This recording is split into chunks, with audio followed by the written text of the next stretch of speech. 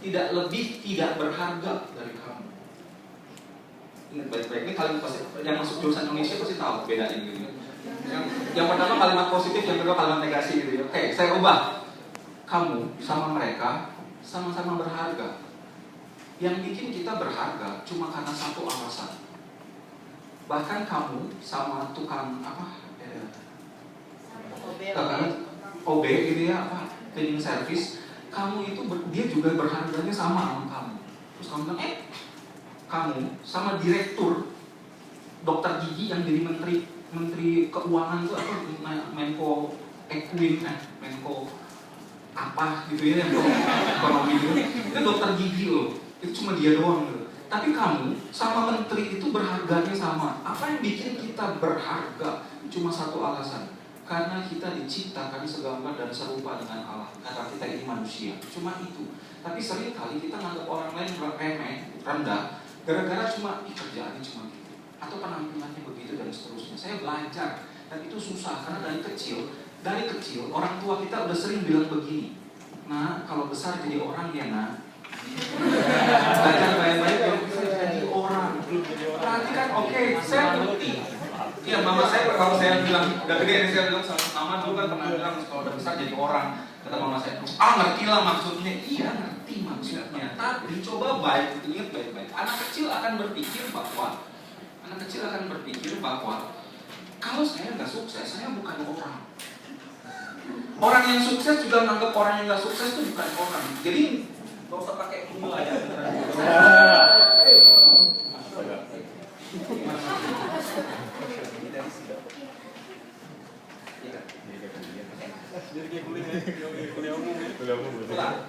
Jadi kamu berharga cuma karena satu alasan, dan Allah mengasihi kamu, tapi juga mengasihi orang-orang lain. Sering kali kita berpikir bahwa Allah hanya mengasihi orang Kristen. Itu salah. Allah mengasihi Adolf Hitler nggak? Iya. Saya suka banget mempelajari kehidupan Adolf Hitler gitu, dan sempat kagum juga sih. Tapi terus kemudian saya pikir, kenapa Adolf Hitler tidak memuliakan Allah? Karena dia merasa bahwa dialah Allah. Itu masalah. Gitu loh. Dan waktu Allah menciptakan manusia, ini kesalahan guru sekolah minggu. Kalau kamu guru sekolah minggu mulai perbaiki ya, bahwa guru sekolah minggu seringkali mengatakan bahwa ketika Allah menciptakan manusia itu sungguh amat baik, itu benar. Terus kemudian manusia berdosa, dan dosa pertama adalah makan buah. Buahnya apa? Buah pengetahuan yang baik dan yang jahat. Bagus, itu guru sekolah minggunya. Kagak. Kalau saya dulu dibilang makan buah apel, kamu bisa bayangkan. Dan saya SD itu SD DPK Penangkur ya. Jadi kalau ngomongin tentang iman semua udah tahu lah. SMP ini SMP negeri yang semua teman-teman saya orang Arab, Pakistan, India gitu. Terus teman saya nanya begitu. Arab Pakistan. Karena dia tahu bahwa saya dari sekolah Kristen. Terus seringkali istirahat pertama tuh dihubungin tuh sama teman-teman gitu. Dan salah satu teman saya bilang begini, lucu ya, saya ajaran agama itu. Kenapa?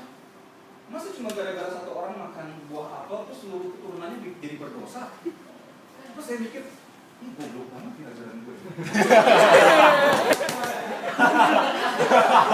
Karena dari sekolah itu nggak pernah mempertanyakan ajaran begitu lah. Saya pulang, saya dan besoknya saya bilang buat teman saya gini, dengan gampang aja kalau saya kasih teori yang mendukung kamu tak pusing daripada capek. Dengan gampang, terus saya bilang buat teman saya gini, namanya Saira ya, bukan sayang. Salah kalau bilang bahwa dosa pertama itu adalah makan buah. Dosa pertama bukan makan buah. Dosa pertama itu adalah ini.